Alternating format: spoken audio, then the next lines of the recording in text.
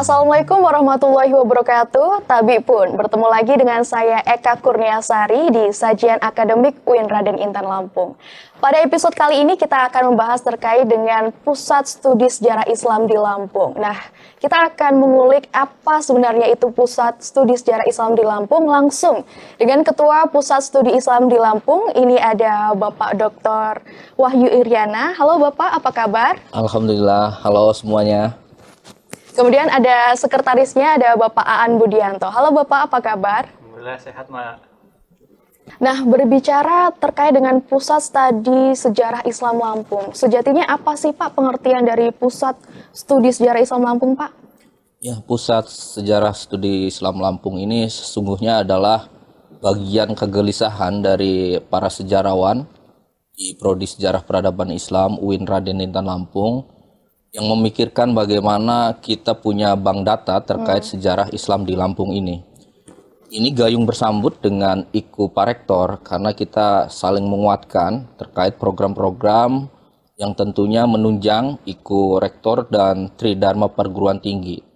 Dengan adanya Pusat Sejarah Studi Islam Lampung ini diharapkan memberi kontribusi berharga untuk capaian-capaian database ya terkait sejarah Islam di Lampung gitu. Sederhananya seperti itu, Mbak.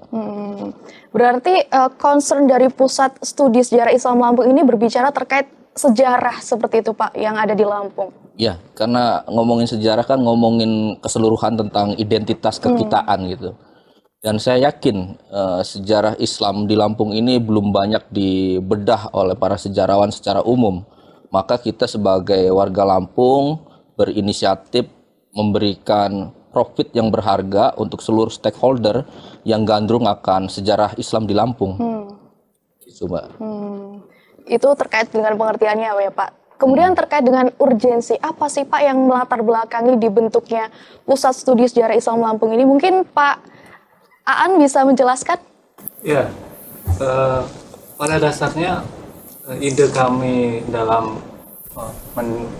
membangun pusat studi ini dari apa yang disampaikan oleh Pak Wahyu, bahwasanya memang kita di Prodi SP itu rutin mengadakan diskusi antar dosen dan mahasiswa.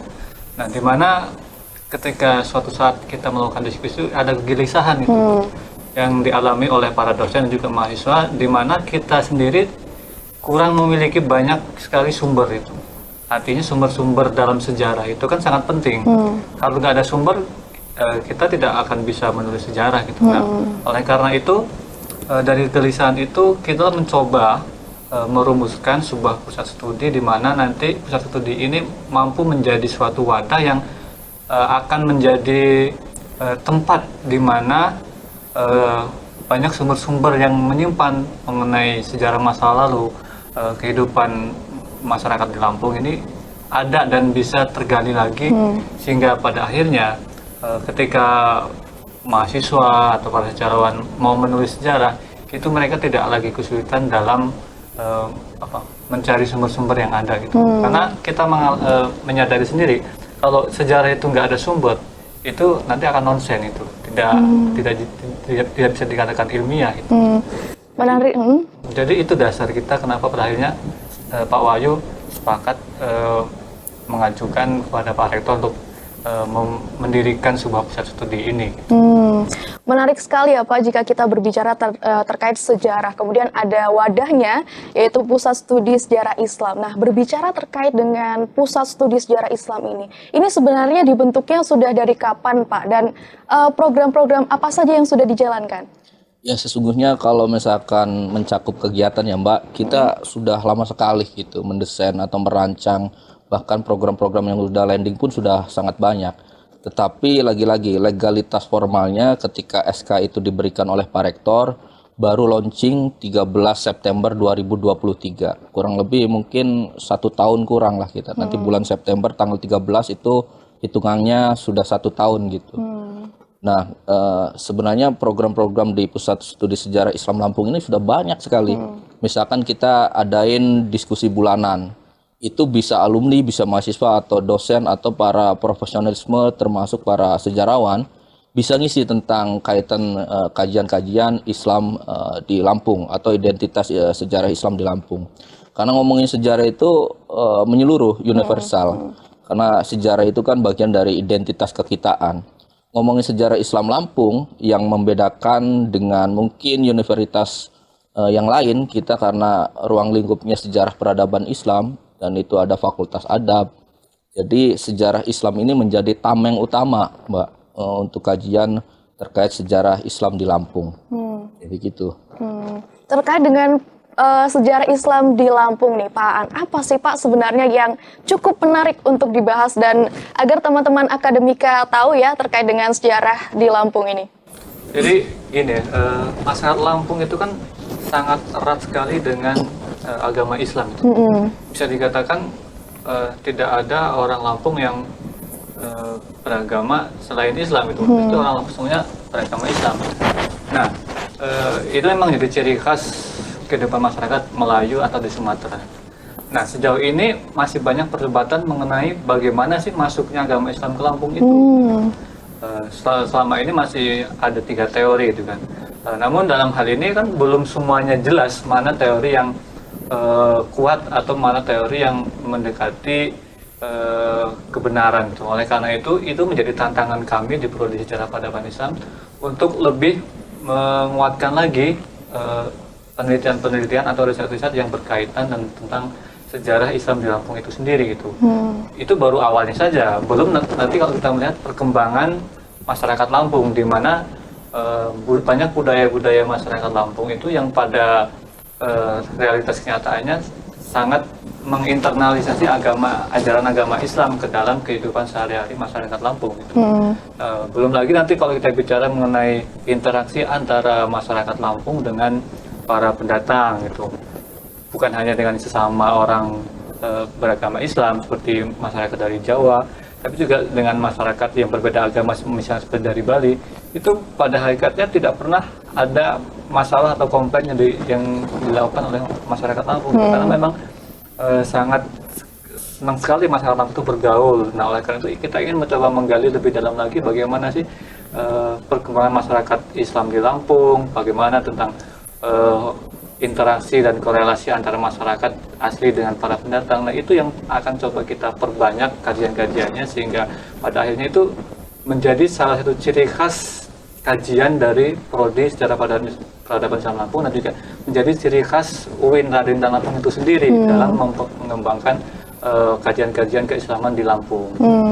Baik, tadi kan dikatakan oleh Pak Wahyu bahwasanya berbicara terkait dengan sejarah itu rasanya sangat universal ya Pak untuk dibahas.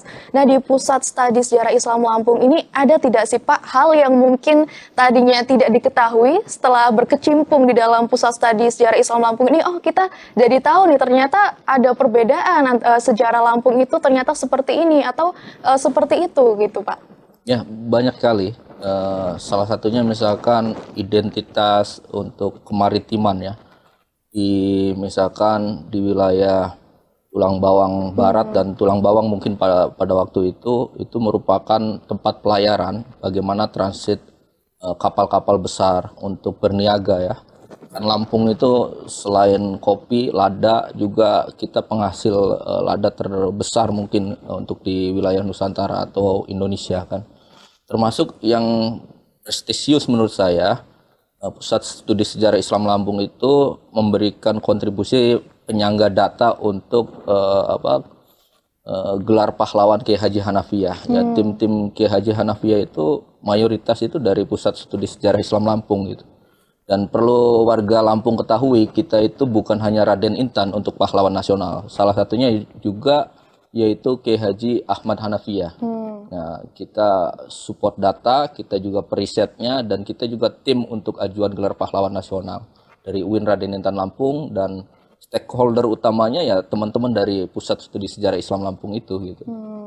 Jadi ini juga informasi baru ya Pak, bahwasanya kan kita ketahui yang sangat terkenal Lampung itu pahlawannya hanya Raden Intan ya. Kemudian tadi juga dijelaskan oleh Pak Wahyu ternyata bukan hanya Raden Intan saja, ada yang lain disebutkan seperti itu. Nah, terkait dengan Pusat Studi Sejarah Islam Lampung ini, apakah keanggotaannya ini melibatkan mahasiswa juga Pak? Ya, mahasiswa, alumni dan dosen-dosen sejarah termasuk di Fakultas Adab itu karena ada IP juga, tapi desain utamanya atau direktur lah kita sebutnya itu rata-rata dari prodi Sejarah Peradaban Islam gitu. Tapi semua fakultas, khususnya Fakultas Adab, mohon maaf, itu ada kok untuk pengurusnya. Dan catatan pentingnya bahwa Pusat Studi Sejarah Islam Lampung ini penyangga untuk Tridharma Perguruan Tinggi.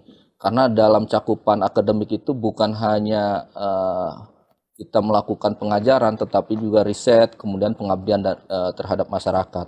Maka dalam Pusat Studi Sejarah Islam Lampung, kita akan buat jurnal, kemudian riset lapangan, berkaitan dengan pengabdian masyarakat juga, atau khidmat kepada khususnya di masyarakat Lampung. Dan umumnya ya untuk seluruh masyarakat Indonesia. Jadi orang-orang yang datang ke Lampung bukan hanya untuk kulinernya saja, tetapi mereka juga pengen tahu bagaimana sejarah Islam Lampung itu. Nah, kita juga pernah riset tentang kuliner ya yang ada di Lampung. Kita juga pernah riset tentang transmigrasi di Lampung. Nah, Pak An ini salah satu tim riset khusus untuk masyarakat Hindu di Lampung dan akulturasi budaya antara masyarakat Hindu Bali dengan masyarakat Islam di Lampung gitu. Jadi datanya sudah dibukukan kemarin sama Pak An. Ya alhamdulillah adanya Pusat Studi Sejarah Islam Lampung minimal memberikan kontribusi untuk poin-poin akreditasi prodi Sejarah Peradaban Islam atau prodi IP yang ada di Fakultas Adab khususnya. Baik, Pak Aan ini kan tadi dijelaskan oleh Pak Wahyu bahwasanya Pak Aan ini membawahi divisi yang melakukan riset langsung terkait dengan masyarakat Hindu dan masyarakat Islam di Lampung. Dari temuan di lapangan, apa Pak yang bisa dibagikan untuk rekan-rekan akademika? Nah, jadi sebelum masuk ke situ mungkin Pak ya, sebenarnya salah satu misi kami juga di Pusat Studi Sejarah Islam Lampung ini adalah mencoba untuk lebih mendekatkan lagi sejarah ke masyarakat. Karena selama ini banyak masyarakat yang menganggap sejarah itu sesuatu yang mungkin apa sih ngurusin masa lalu itu nggak penting gitu ya. Dan ini juga karena mungkin banyak masyarakat yang belum memahami apa sih perbedaan antara sejarah dan masa lalu gitu. Kalau mungkin Mbak sendiri, saya tanya mungkin sejarah sama masa lalu itu sama atau beda? Kalau saya sendiri sebagai orang yang awam ya Pak, saya akan menjawab sama. Karena sejarah juga berasal dari masa lalu, mungkin seperti itu penjelasannya. Nah, ini juga yang mungkin menjadi problematika di masyarakat kita gitu, menganggap ilmu sejarah itu ya ilmu masa lalu, atau bahkan menyamakan sejarah itu dengan masa lalu, padahal beda gitu. Masa lalu itu tetap masa lalu gitu, dan tidak akan pernah bisa kita jangkau kembali, tidak akan pernah kita sentuh lagi. Nah, sedangkan sejarah itu bukan masa lalu itu sendiri, itu beda apa konseptual itu. Sejarah itu adalah narasi tentang masa lalu gitu. Masa lalu ketika sudah bisa dinarasikan itu menjadi sejarah, tapi kan nggak semua masa lalu bisa menjadi narasi kan? Karena apa? Karena mungkin ketiadaan sumber yang hilang, sumber yang mungkin sudah termakan zaman. Nah, oleh karena itu inilah keunikan sejarah di mana mencoba kembali ke masa lalu melalui sumber-sumber yang dimiliki yang tersisa, kemudian dinarasikan. Nah, di narasinya inilah yang menjadi salah satu seni dalam ilmu sejarah itu. Dan Pak Wahyu sebagai pengajar historiografi itu sangat expert sekali terhadap bagaimana menyajikan masa lalu itu gitu. Karena kayak lagu dangdut. Itu Bu Inul. Masa lalu gitu. Iya. Ya karena yang benar masa lalu tetap masa lalu, nggak akan kita jangkau gitu. Dia akan abadi gitu. Sedangkan sekarang kita bukan bernostalgia, tapi sejarah itu adalah mengambil nilai-nilai kehidupan dari masa lalu agar apa? Agar kita itu bisa menjadi bijaksana dalam menghadapi kehidupan sekarang dan siap untuk menghadapi masa depan. Nah, itulah fungsi dari sejarah gitu. Nah, berkaitan dengan pertanyaan Mbak tadi, lalu apa sih teman-teman tentang korelasi antara masyarakat Islam di Lampung dengan para pendatang dari masyarakat Bali yang beragama Hindu dengan masyarakat Jawa itu kan? Itu sebenarnya kita tahu sendiri lah bahwasanya masyarakat Lampung itu kan sangat terbuka sekali dengan para pendatang. Bahkan orang Belanda dulu itu senang ke Lampung. Kenapa Pak? Karena orang kalau di daerah lain mungkin Belanda itu datang itu mungkin kurang disambut dengan baik, tapi ketika di Lampung itu disambut dengan baik gitu. Karena orang Lampung ramah-ramah seperti itu ya. Jadi seneng orang-orang datang ke Lampung ya, betul. Di Philip Senggi itu kan adalah satu mereka senang bergaul gitu kan. di mana orang Belanda itu sangat mengakui orang Lampung ini memang sangat sangat welcome gitu dengan orang asing itu. Itulah kenapa alasan mungkin teman-teman belum ada tahu bahwasanya kenapa program transmigrasi itu atau program kolonisasi saat itu kan pemerintah Belanda memindahkan orang Jawa keluar Pulau Jawa. Nah, tujuan pertamanya itu adalah Lampung, daerah yang dipilih. Itu bukan karena dekat, tapi karena masyarakat Lampungnya itu sangat welcome dengan orang asing itu. Sehingga ketika orang Jawa dulu dari Jawa Tengah dipindahkan ke Sawaran, kemudian membangun kota metro, itu sama sekali tidak ada gejolak yang terjadi di masyarakat itu. Mereka sangat welcome dan mereka dapat kita tahu sekarang masyarakat Jawa di Lampung sangat mayoritas betul sekali. mencapai 62% kalau nggak salah data terakhir itu. Nah, itu menjadi salah satu teman-teman yang akan coba kita kembangkan lagi di Pusat Studi Sejarah Islam Lampung ini agar nantinya punya kontribusi dalam membangun masyarakat yang majemuk di Lampung sehingga potensi-potensi konflik, potensi-potensi yang menghambat pembangunan itu bisa tereliminir sehingga dapat menjadi salah satu faktor pendorong pemerintah di Provinsi Lampung untuk membangun Provinsi Lampung menjadi daerah yang maju gitu. Karena ini sangat kemajemukan yang di Lampung sangat potensial, sangat punya daya dorong untuk membuat Lampung itu menjadi daerah yang sangat maju gitu. Karena kekayaan budayanya yang ada, terus kekayaan sumber daya alamnya, dan itu menjadikan Lampung sebenarnya itu sangat potensial gitu. Terutama dalam hal keanekaragaman yang ada. Ini itu yang menjadi concern kami selama ini di awal berdirinya Pusat Studi ini, Mbak. Baik, nah berbicara terkait dengan masyarakat yang ada di Provinsi Lampung, Pak. Ini juga mungkin yang jadi pertanyaan masyarakat luas. Kenapa sih, Pak, bisa masyarakat yang asli suku Lampung itu tidak jadi mayoritas di Provinsi Lampung sendiri? Mungkin Bapak Wahyu bisa menjawab, Pak? Ya, banyak faktor sih, Mbak. Yang pertama memang pertumbuhan jumlah penduduk itu kan pasti berbeda dengan angka kelahiran gitu. Jadi angka kelahiran dan kematian itu pasti itu nggak berimbang. Kemudian dominasi masyarakat yang mungkin dari transmigrasi itu, mereka lebih kreatif dan berinovasi, memberikan kontribusi dalam bidang ekonomi. Misalkan orang-orang dari Bali yang seperti dicontohkan Pak An tadi, mereka gemar bertani. Sebelum dia berhasil, ya terus aja fokus dan telaten gitu dan ulet. Seperti orang-orang Jawa yang datang ke Lampung, mereka juga ulet dan pilih tanding lah kalau misalkan dalam bekerja itu. Itu menjadi akurasi utama. Dan penting untuk diingat bahwa Lampung ini sangat kaya ya. Kita naskah itu ribuan mungkin, baik itu yang tersimpan dari masyarakat ataupun dalam arsip pemerintahan Provinsi Lampung. Itu sangat banyak dan belum dikaji. Kemudian kita itu punya aksara Lampung, itu juga bagian dari keunikan Lampung. Jepang saja dia masih memegang erat bahasa kanji. Atau orang-orang Cina juga tulisan Cinanya masih dipakai. Nah, Lampung itu kita punya bahasa Lampung, kita juga punya aksara Lampung gitu. Kalau ini saja fokus satu dikaji lebih dalam, insya Allah akan bermakna lebih menjual lah kalau dalam kaitan market. Dan orang-orang akan melirik bahwa Islam Lampung itu sangat luas sekali jangkauannya dan sangat kaya sekali gitu. Apa yang tidak ada di Lampung ini kan? Pegunungan ada, laut pun ada gitu. Semuanya ada di Lampung. Heterogennya masyarakatnya gitu. Dan tadi itu sama pendatang sangat welcome gitu kan. Jadi di Lampung ini sesungguhnya adalah miniatur masyarakat Nusantara. Semuanya ada di Lampung itu. Saya kira itu jadi acuan utama juga gitu. Ya Pak, dalam mendeskripsikan sebuah sejarah itu kan harus ada sumber-sumber yang kita dapatkan. Menarik sekali terkait membicarakan sumber-sumber ini. Nah, dari Bapak-Bapak sendiri bagaimana sih Pak cara mengumpulkan sumber-sumber ini menjadi satu kesatuan yang kolektif terus dinarasikan menjadi suatu sejarah yang bisa diceritakan seperti itu Pak? Nah, ini berkaitan dengan metode penelitian. Betul sekali. Metode ini dia. jadi Ini mata kuliah Paan banget. Aduh, silakan Pak An. jadi pada dasarnya semua keilmuan itu harus ada datanya gitu.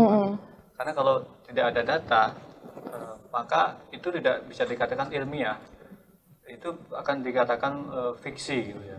Karena dia tidak masuk logika gitu. Nah, sejarah dulu awalnya itu udah dikatakan fiksi gitu loh. Karena orang-orang zaman dulu nulis sejarah itu bercampur-campur, ditambah-tambahin dengan bumbu-bumbu mitos segala macam. Nah, ketika mulai perkembangan pendekatan ilmiah positivisme, kemudian mulai dirumuskan bagaimana pencarian data. Nah, namanya kalau di sejarah itu namanya heuristik. Heuristik. Heuristik itu mencari data.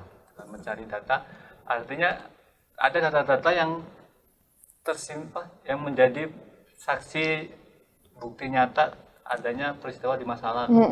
Nah, itulah yang jadi poin menarik bagi para sejarawan itu. Kalau sudah menemukan itu ibarat harta karun itu udah. Tapi kalau nggak menemukan itu ya sulit kita mau mendeskripsikan masa lalu seperti apa gitu. Nah, itulah juga mungkin akan menjawab kenapa banyak sejarah itu versinya beda-beda gitu. Mungkin masyarakat secara umum akan tanya, oh, menurut ini sejarah ini seperti ini, tapi menurut ini sejarah ini. Nah, itu kenapa bisa terjadi? Itu karena memang mungkin data atau sumber bukti yang ditemukan itu beda-beda, sehingga ketika bukti beda maka menarasikannya atau menginterpretasinya juga akan berbeda-beda gitu. Nah, terkhusus di Lampung ini cukup menarik, Mbak. Menariknya kenapa? Karena sebenarnya banyak masyarakat adat Lampung sendiri itu banyak menyimpan sumber-sumber catatan-catatan harian atau catatan-catatan kitab dari para leluhurnya. Nah, ini saya beberapa menemukan mereka masih menggunakan aksara Lampung itu dan berbahasa Lampung, baik itu bahasa Lampung kuno maupun bahasa Lampung yang terbaru gitu. Dan itu banyak sekali, dan ini sangat sayang sekali ketika tidak terawat dengan baik atau tidak terdokumentasi dengan baik. Nah, ini nanti akan hilang begitu saja gitu. Nah, inilah yang menjadi dalam proses heuristik yang dilakukan pusat studi sejarah Islam itu, coba kita kolek gitu. Kita kolek dan kita coba untuk digitalisasikan itu. Karena sesuai dengan misi UIN ya kan, digitalisasi. Jadi sumber-sumbernya coba kita digitalisasi. Dan harapan kami atau cita-cita kami di pusat studi ini adalah kita memiliki database digital seperti yang dimiliki oleh Leiden University, Amsterdam University, yang dimana mereka itu punya koleksi-koleksi digital yang bisa diakses oleh siapa saja. Nah, ini cita-cita kami di pusat studi itu ke arahnya ke situ, karena ini bagian dari proses digitalisasi sumber-sumber naskah sejarah di Lampung itu. Nah, kenapa kita ingin punya arah ke situ? Karena kedepannya agar para mahasiswa kami di sejarah peradaban Islam UIN Raden Intan Lampung ini tidak lagi kesulitan dalam mencari dan mengkaji sejarah-sejarah gitu. Karena apa? Karena kalau sumber-sumber ini sulit, ya mereka akan sulit juga dalam melakukan penelitian. Kalau mereka sulit kan sulit lulus juga gitu kan. Nah, pada akhirnya kita juga yang kerepotan, akreditasinya jelek juga gitu kan. Nah, itu sebenarnya saling berkesinambungan apa yang ingin coba kita gali berkaitan dengan penelitian sejarah itu tadi gitu. Karena memang kami berdua sebagai gawangnya di awal pembentukan ini, dan mengajak teman-teman dosen di sejarah peradaban itu mencoba untuk fokus pada sumber-sumber sejarah yang ada di Lampung ini, agar apa? Agar sejarah Lampung ini tidak hilang begitu saja gitu. Karena ada namanya istilah sejarah itu kan udah dilupakan ketika sudah tidak ada buktinya gitu. Kita saja kalau ngomong nggak ada buktinya kan dianggap bohong kan, nggak valid. Nah, apalagi ini kalau kita bicara, oh di Lampung dulu ini loh apa, ada dua masyarakat Lampung yang memiliki dua dialek.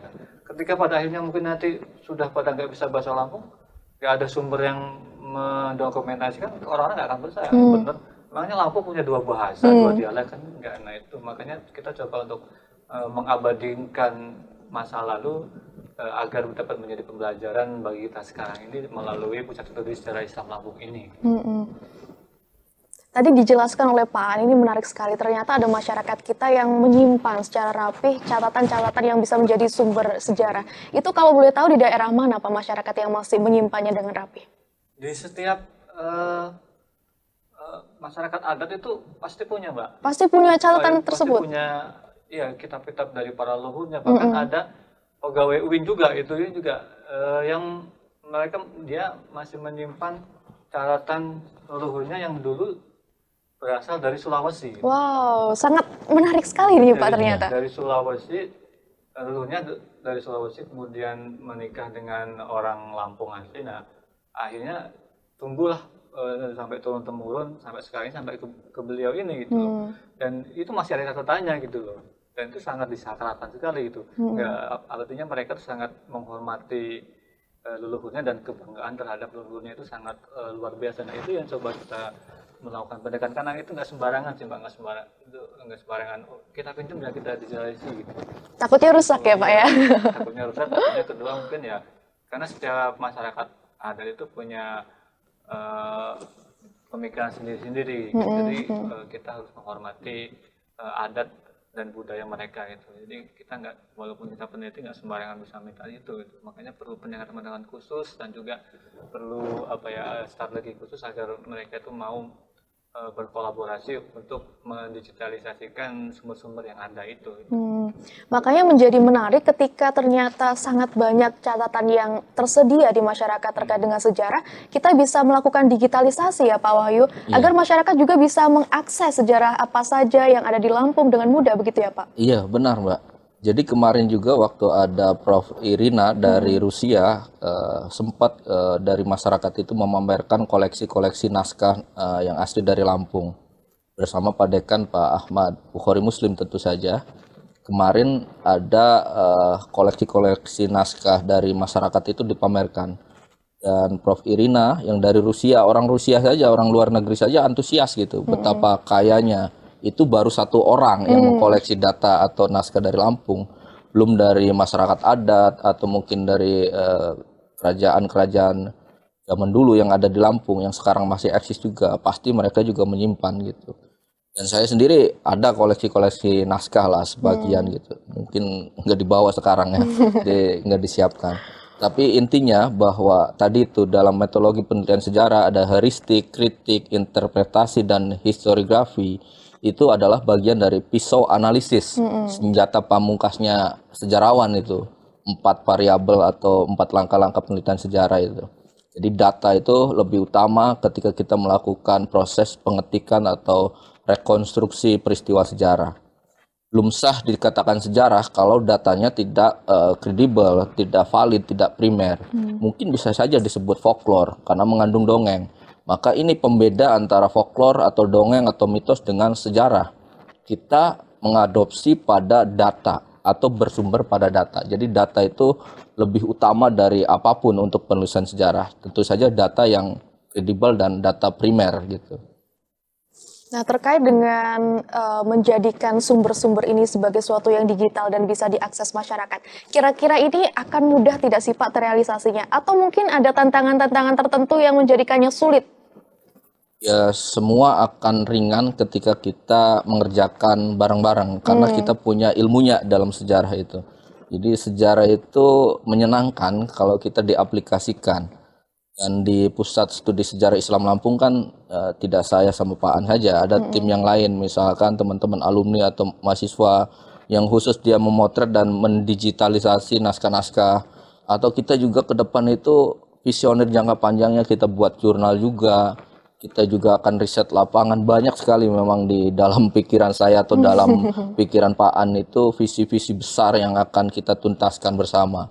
Yang jelas kita melangkah dulu ketika sudah dapat kelayakan absah dari SK Pak Rektor, di supporting dari tim Fakultas Adab dan teman-teman prodi baik IPI ataupun SPI. Kita jalan, kemudian apapun yang kita sudah lakukan, pointer-pointernya, kita save datanya, dan itu dijadikan bank data untuk kemudian kita olah dan kita berdayakan, khususnya untuk memberikan citra positif untuk masyarakat Lampung.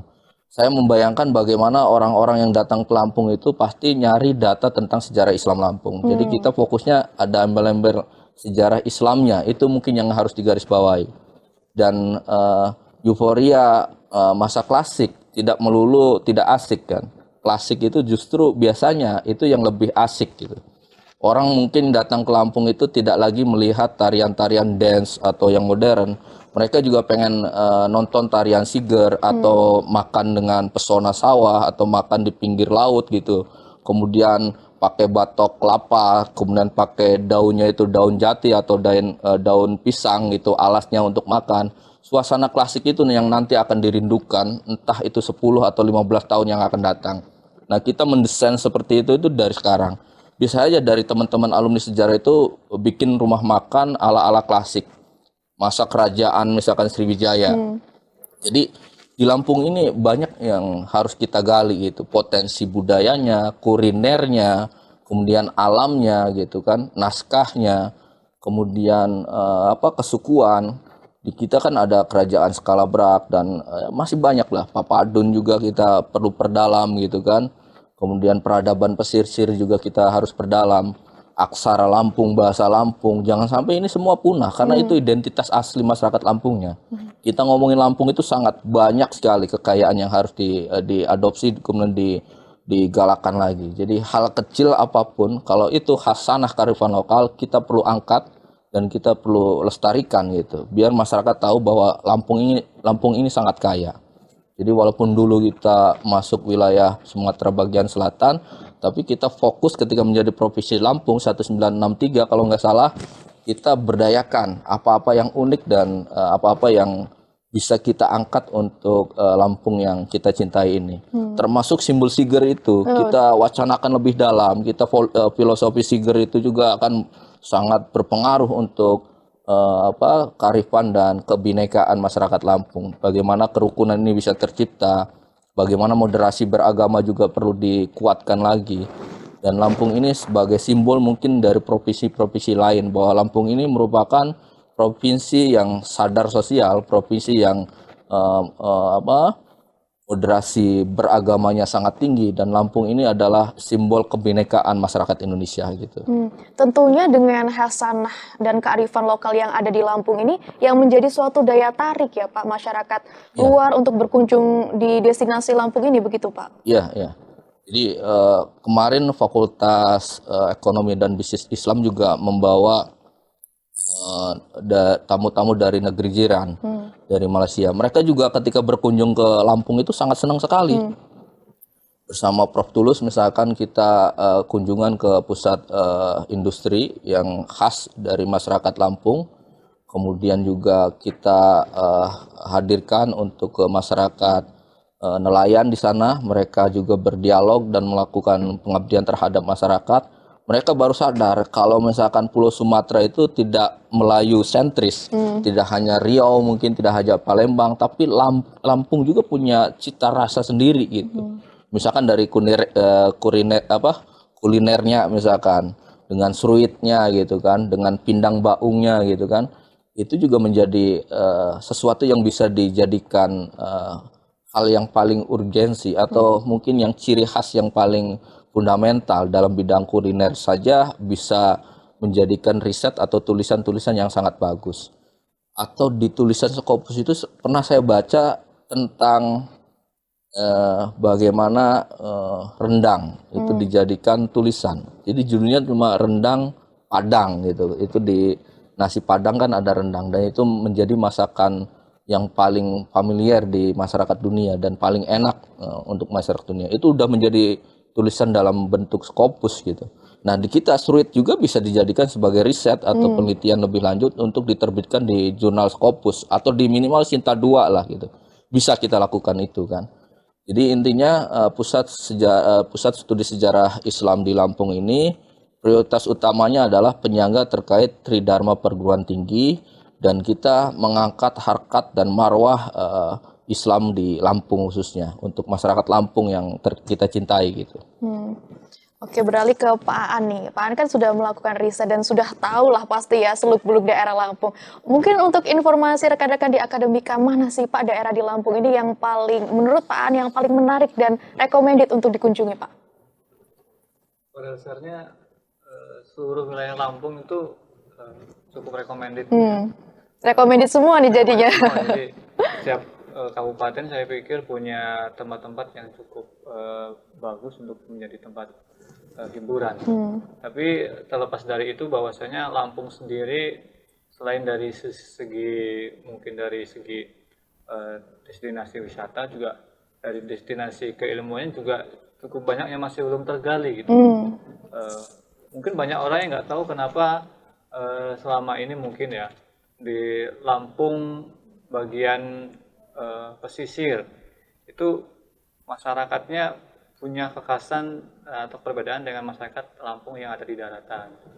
Kemudian mungkin daerah masyarakat transmigran yang ada di Lampung bagian tengah itu, kenapa punya corak bertani yang berbeda dengan masyarakat transmigran yang ada di wilayah Lampung bagian utara gitu kan.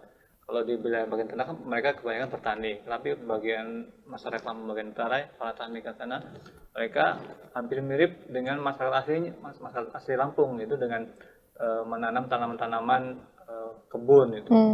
Itu kan cukup berbeda dengan masyarakat yang ada di bagian tengah itu. Atau mungkin daerah-daerah wisata pantai yang ada di pesisir barat, itu kan sebenarnya nggak kalah dengan yang di Bali gitu. Di Krui Mas. Di Krui, yang pantainya sangat bagus gitu ya. Itu kan di sana juga bukan hanya masyarakat Lampung saja ternyata yang tinggal di sana. Masyarakat Jawa juga banyak di sana, masyarakat Bali juga banyak di sana, dan itu bisa menjadi salah satu poin kajian penting gitu. Kenapa anak-anak sekolah di Lampung ini kalau mau study tour tuh harus ke Jawa gitu kan? Kenapa nggak mengeksplor Lampung itu sendiri? Betul gitu? sekali. Itu bisa menjadi masukan bagi dinas pendidikan yang ada di Lampung untuk memberikan arahan dan kebijakan. Nggak usah ngapain study tour ke Jawa, ya yang dilihat itu aja kan dari zaman dulu. Kenapa nggak mengeksplor Lampung gitu? Mengeksplor Lampung misalnya ke pesisir barat atau ke daerah Bengkunan atau daerah Pesawaran itu, daerah Pesawaran atau daerah Tanggamus itu banyak sekali yang tempat-tempat yang sebenarnya cukup potensial untuk menjadi media wisata, media pengembangan pendidikan, dan ya mungkin salah satu caranya adalah dengan jalannya diperbagus terlebih dahulu. Ya, gitu. betul Karena sekali. mungkin aksesnya itu kan Lampung masalah utama kan aksesnya itu kan. Sehingga mungkin ya, para pelajar kita nggak perlulah harus jauh-jauh ke Jawa sana, tapi di Lampung sendiri aja masih banyak tempat yang bisa digali lagi gitu. Apalagi mungkin di daerah Mesuji sana, di mana dulu pernah ada sebuah kota yang bergemerlap, ibaratnya kota yang 24 jam tuh selalu penuh dengan cahaya, daerah Tambak sana itu kan, yang sekarang ini mungkin mati suri gitu kan. Padahal dulu tahun 90-an tuh ibarat kota baru yang 24 jam bercahaya gitu kan. Di daerah Tambak Udang sana itu. Di Pasena itu ada. Daerah Pasena. Tapi sekarang ini kan orang pada malas ke sana karena akses ke sananya agak lumayan susah gitu. Bahkan peneliti pun sebenarnya ada mahasiswa kami yang meneliti tentang Depasena itu, karena asli sana saya suruh untuk meneliti tentang bagaimana dulu Depasena itu bisa tumbuh menjadi sebuah daerah yang secara ekonomi cukup berkembang gitu. Tapi pada akhirnya mati karena ya mungkin ada suatu hal yang membuat masyarakat sana itu akhirnya tidak lagi mengalami kemajuan, yang mengalami kemunduran itu tadi. Nah, itu hal-hal yang sebenarnya bisa menjadi wisata edukasi bagi masyarakat kita gitu. Artinya apa? Artinya masyarakat kita itu sebenarnya harus kenal dulu dengan Lampung itu seperti apa itu.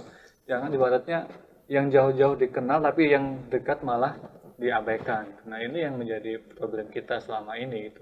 Sehingga pada harapannya ke depannya kami di Pusat Studi Sejarah Islam Lampung ini bisa berkolaborasi baik dengan lembaga-lembaga internal UIN maupun lembaga-lembaga eksternal, baik itu mungkin dinas pendidikan, dinas provinsi, dinas Pemkab, pemerintah kabupaten, untuk menjadikan pusat studi ini mitra untuk mengembangkan potensi-potensi yang ada di wilayah Lampung itu sendiri gitu.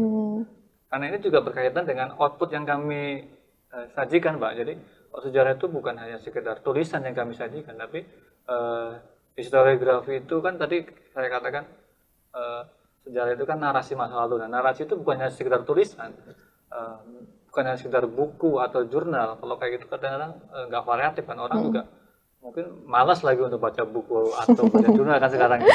Nah, di kami juga membuat output yaitu film dokumenter sejarah. Sudah terrealisasikan, Pak? Bahkan kemarin kita juga ketika pengajuan gelar pahlawan Kiai Haji Anandya, kita juga membuat film dokumenter dari prodi sejarah peradaban Islam. Karena apa? Karena kita ingin menyajikan bagaimana masa lalu itu dapat dengan mudah dicerna oleh masyarakat melalui konten audiovisual. Sama saja itu dengan penelitian sejarah gitu. Karena kan nggak boleh ngasal juga itu membuat film dokumenter sejarah, itu harus berdasarkan data riset juga. Nah, itu juga akan coba kami kembangkan bagaimana film dokumenter sejarah di Lampung ini coba kami produksi melalui mata kuliah sinema sejarah dan juga berkolaborasi dengan tim Humas Raden Lampung dan juga para mahasiswa kedepannya agar pusat studi ini punya output atau keluaran film-film dokumenter juga itu. Karena kita harus mengikuti perkembangan zaman, Pak. Kalau kita hanya mengeluarkan produk seperti buku atau jurnal ya, semua keilmuan juga seperti itu. Tapi kita mencoba untuk membuat suatu something different, yaitu berupa film dokumenter. Dan satu lagi juga kami dengan mahasiswa juga membuat sejarah itu bisa dinarasikan juga dalam bentuk lagu-lagu. Kami juga sedang memproduksi lagu tentang transmigrasi gitu.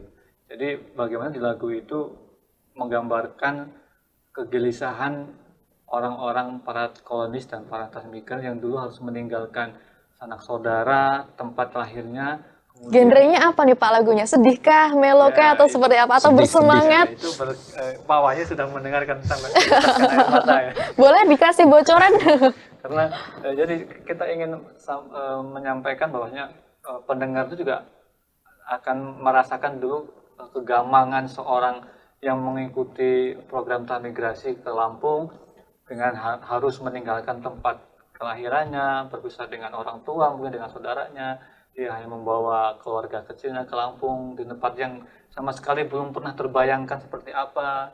Nah, itu coba kita gambarkan melalui lagu gitu. Dan itu juga sejarah itu, karena itu adalah narasi masa lalu yang coba kita sampaikan ke masyarakat sekarang. Nah, itu adalah varian-varian yang coba kita sajikan di Pusat Studi Sejarah Islam Lampung ini agar konten-konten sejarah itu bisa mengikuti selera perkembangan zaman dan juga bisa diterima oleh semua kalangan, baik itu mungkin kalangan akademis atau kalangan milenial. Jadi sejarah itu biar membumi gitu. Menarik sekali ketika kita melihat tingkat literasi masyarakat yang mungkin cukup rendah. Rekan-rekan dari Pusat Studi Sejarah Islam ini membentuk tidak hanya menarasikan sejarah dalam bentuk tulisan saja ya Pak, tapi juga melalui lagu dan juga film dokumenter yang ada. Itu kalau kita mau lihat itu bagaimana Pak aksesnya? Nah, itu bisa ke akun YouTube Prodi SPI gitu, Pak. Oke, rekan-rekan akademika bisa ke akun YouTube-nya Prodi SPI seperti itu. Nah, terkait dengan Pusat Studi Sejarah Islam ini, sejatinya apa sih Pak tantangan yang dihadapi dan faktor-faktor apa yang menjadi suatu kalau kita bisa bilang hambatan lah untuk melakukan kajian sejarah itu sendiri, Pak Wahyu? Ya, kita walaupun berangkat dari kegelisahan yang sama dari teman-teman sejarawan di Prodi Sejarah Peradaban Islam Fakultas Adab UIN Raden Intan Lampung, tetapi memang kadang ya walaupun kita ini ada yang sudah PNS atau non PNS, dalam segi pendanaan juga perlu supporting lah dari pemerintah gitu.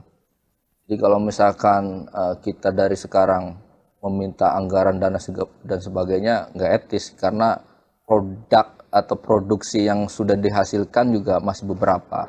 Kita bertahap dan kita sudah melakukan MOU ke berbagai lembaga, bukan hanya di Lampung saja, tapi di Jawa Barat, teman-teman di Banten, mereka supporting juga dan kita juga sharing.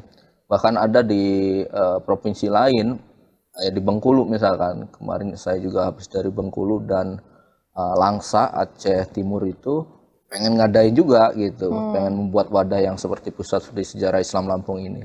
Nggak apa-apa kalau kita memberikan inisiatif untuk melakukan gerakan positif yang sama, mungkin nilai ibadah bagi kami semua gitu. Tapi saya pengen menambahkan satu hal bahwa tadi Pak An tadi sudah memberikan informasi ada wisata ya, destinasi wisata sejarah yang basisnya adalah halal atau wisata halal di Lampung. Sebenarnya kami juga sudah membuat roadmap tentang destinasi wisata religi.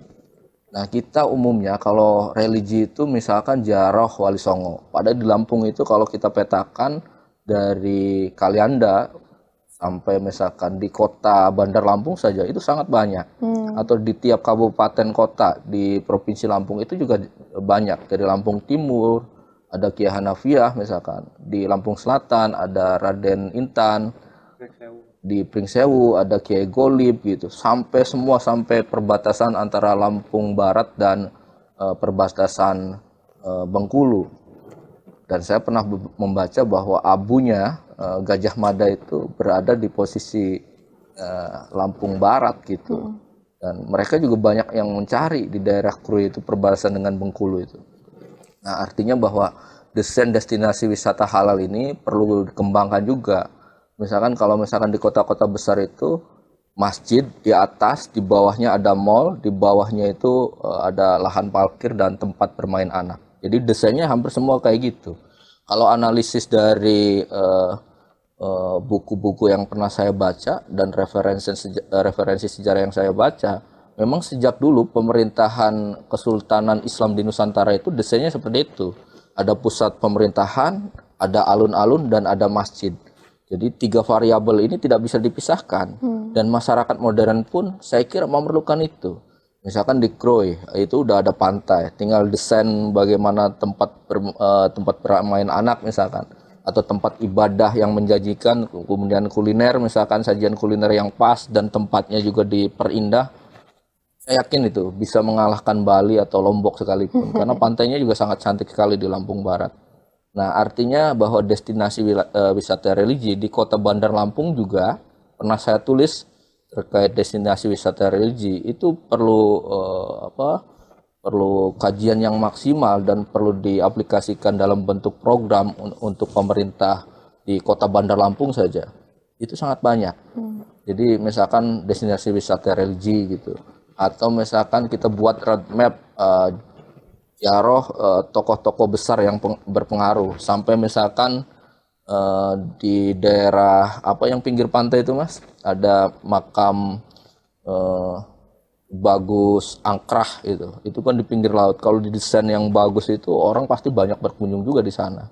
Ya walaupun banyak sekali orang yang tidak suka juga untuk berziarah, tetapi saya yakin orang yang di luar Lampung ini pengen mencari gitu destinasi wisata yang khusus wisata religi atau wisata ziarah di Lampung ini. Dan di kota Bandar Lampung itu sangat banyak, nggak harus ke kota kabupaten, fokus di kota Bandar Lampung juga sangat banyak. Misalkan di belakang kantor DPRD itu juga ada. Atau tuh Bagus Angkrah itu yang deket laut, deket pantai itu yang paling rasional yang perlu kita gali. Atau misalkan di daerah Teluk gitu, atau di daerah misalkan Teluk Betungnya, fokusnya di situ. Itu banyak kali ziarah-ziarah para ulama atau makam para ulama yang belum pernah kita ziarahi. Nah, di sisi lain ada juga komunitas masyarakat Bugis. Jadi di Lampung itu selain masyarakat Bali, ada masyarakat Bugis. Mereka itu ketika datang ke Lampung membuat catatan silsilah keluarganya. Dan itu ada transkrip atau manuskrip ya, tulisan-tulisan, misalkan dia turunan siapa, itu terdokumentasikan masyarakat dari Lampung itu. Yang kedua misalkan ada keturunan dari orang-orang Kalimantan itu Syekh Khatib Al-Minangkabawi. Itu juga ada di Lampung itu, dan mereka juga menyimpan naskah gitu. Jadi identitas masyarakat Bali, Minangkabau, kemudian Kalimantan atau Bugis, mereka menyimpan naskah-naskah yang sangat banyak di Lampung itu. Nah, saya kira itu Mbak, informasi tambahannya. Ketika tadi dijelaskan bahwasanya di Lampung ini sudah sangat lengkap ya Pak, ada wisata halal, ada juga wisata alamnya, kemudian juga ada wisata religi. Itu sejatinya apa sih Pak yang membuat wisata-wisata ini bisa dikenal masyarakat luas? Apakah dengan cara branding yang bagus atau seperti apa Pak? Ya semua kita maksimalkan, termasuk di media, di YouTube atau di medsos, termasuk supporting dari pemerintah provinsi. Semua kita olah, kita mainkan, termasuk bagian-bagian akademik seperti kami ini ya, supporting data dan pemikiran, gagasan, ide, tulisan-tulisan itu kita harus kembangkan juga.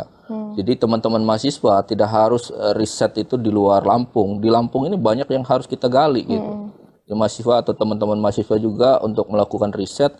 Ya Lampung ini banyak yang belum digali dan lahannya masih sangat banyak sekali. Kajian apa yang kurang di Lampung itu? Misalkan tentang masyarakat adat itu juga banyak yang belum digali. Kerajaan-kerajaan yang pernah berdaulat di Lampung itu juga belum banyak digali. Termasuk misalkan kuliner yang seperti saya sebutkan tadi, atau tokoh penyebar Islam awal di Lampung itu juga banyak yang belum digali. Karena naskah-naskah di Lampung ini itu masih sangat perawan. Banyak yang belum diakses, mungkin karena kurangnya kita minat tentang membaca atau arsip-arsip yang ada di Provinsi Lampung. Yang kedua adalah kita tidak mengerti tentang aksara Lampung, walaupun orang Lampungnya sendiri gitu. Nah jadi ini menjadi otokritik untuk kita semua, bahwa mengkaji identitas tentang Lampung itu bagian dari kekitaan. Itu merupakan keharusan untuk seluruh masyarakat Lampung. Karena apa? Karena kita mencintai Lampung kan. Saya kira itu Mbak. Oke, terakhir nih untuk Pak Aan. Pak Aan, untuk dalam waktu dekat ini program apa yang akan dilaksanakan oleh Pusat Studi Sejarah Islam Lampung ini Pak? Berkaitan mengenai output atau keluaran yang coba kita ingin berikan ke masyarakat. Yang pertama adalah sebenarnya kami mencoba untuk menjawab sesuatu yang di masyarakat ini ada pertanyaan yang selama ini mungkin dipertanyakan namun belum menemukan jawabannya gitu. Misalnya ada hal menarik, kenapa orang Lampung itu kok secara fisik hampir sama dengan bangsa-bangsa di Asia Timur gitu kan. Kan mirip-mirip orang dari Cina, Korea, Jepang, dengan rambutnya lurus-lurus, matanya sipit, kulitnya putih kan, kayak putihnya ciri khas dari Asia Timur itu. Nah itu sedang kami coba teliti alur atau korelasi dengan bangsa-bangsa di Asia Timur sana gitu kan. Nah itu coba kami nanti keluarkan hasil output risetnya. Kemudian kami juga mencoba untuk memproduksi film-film dokumenter, di mana film ini pada akhir tahun ini akan coba kita launching, di mana dokumenter terkait mengenai transmigrasi yang ada di Lampung. Bukan hanya transmigrasi, tapi juga program kolonisasi. Kemudian yang terakhir yang mungkin dalam waktu dekat adalah di bulan depan mungkin kita akan membuat video klip dari lagu tentang transmigration song yang saat ini sedang kami produksi musiknya, dan sebentar lagi kita akan proses finishing dan juga syuting video klipnya gitu, yang insya Allah mungkin ya sebelum Agustus lah insya Allah itu coba kita publish di akun YouTube Prodi SPI sebagai sajian variatif sejarah yang lebih bisa diterima oleh masyarakat secara umum itu. Baik, kita berdoa bersama semoga apa hal-hal yang akan dikaji oleh Pusat Studi Sejarah Islam ini akan berjalan dengan baik, dan kita tunggu bersama outputnya ini Pak, karena sangat menarik outputnya. Ada film dokumenter, ada kemudian lagu-lagu yang akan diciptakan, maka ini akan menjadi suatu hal yang sangat ditunggu-tunggu oleh kita semua. Seperti itu ya Pak ya? Iya. Ya mungkin ada juga teatrikal ya. Kemarin kita udah tampilkan teatrikal tentang Ki Haji Hanafiyah. Itu juga mungkin masuk dalam program jangka panjang lah. Walaupun ketika peresmian Gedung Serbaguna yang dinamakan sekarang Gedung Serbaguna Ki Haji Hanafiyah itu udah pernah kita tampilkan dan sudah ada di YouTube. nanti kita rekonstruksi ulang gitu, biar lebih ngejreng juga dan lebih familiar untuk masyarakat Lampung gitu. Termasuk tokoh-tokoh yang lain gitu, misalkan Kiai Golib atau Raden Intan sendiri. Jadi biar kita komplit, bukan hanya lagu, bukan hanya film, tapi teatrikal dan kreativitas teman-teman mahasiswa juga bisa diberdayakan secara maksimal gitu. Seperti itu, Mbak. Baik, kita tunggu bersama output dari rekan-rekan yang ada di Pusat Studi Sejarah Islam Lampung agar kita bisa juga melihat bersama sejatinya di Provinsi Lampung ini kebudayaannya sangat kaya sekali dan sangat banyak hal yang bisa kita nikmati dari Provinsi Lampung itu sendiri, seperti itu.